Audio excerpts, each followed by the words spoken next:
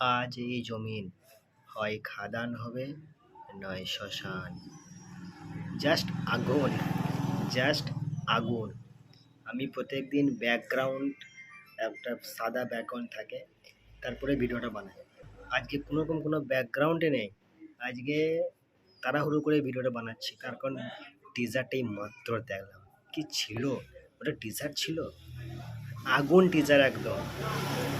দেবদাকে যা লাগছে, অসাধারণ লাগছে, আউটস্ট্যান্ডিং লাগছে, মারাত্মক লাগছে। সত্যি টিজারটা অসাধারণ হয়েছে।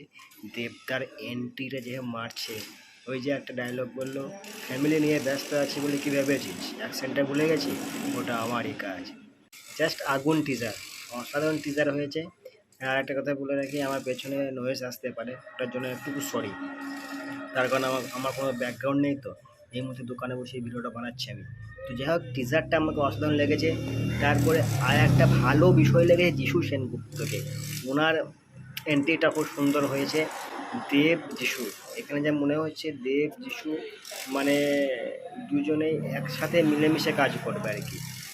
তারপরে খাদান, টিজারটা খুব সুন্দর লেগেছে, খুবই সুন্দর একটা টিজার হয়েছে। আমার মন বলছে দেব আর যিশু, দেবের দুটো রোল আছে, একটা ভালো দেব আছে, একটা খারাপ দেব আছে। তবে এটা মনে হচ্ছে যেটা দেখলাম খারাপ দেব আর কি, ভিলেন দেব। যিশুও ভিলেন, দেবও ভিলেন, এবার দুজনের চরিত্রটা নেগেটিভ টিজার যেটা দেখলাম। এবারে ভালো দেব আছে, এবারে যিশুর চরিত্রটা মারাত্মক লেভেলে হতে চলেছে। আর দেবকে তো ভাই হ্যাটস অফ, দেবের টিজার অসাধারণ হয়েছে, দেবকে অসাধারণ লাগছে টিজারে, বাম্পার লাগছে। দেবের অ্যাকশন মারাত্মক লেভেলের হয়েছে। আর একটা কথা বলে রাখি, আমি এই টিজারটার জন্য ওয়েট করেছিলাম, কাল থেকে ওয়েট করে আছি আমি, কখন টিজারটা দেখবো আর কখন রিভিউ করবো আমি। তো খুব মারাত্মক টিজার হয়েছে, ভালো টিজার হয়েছে।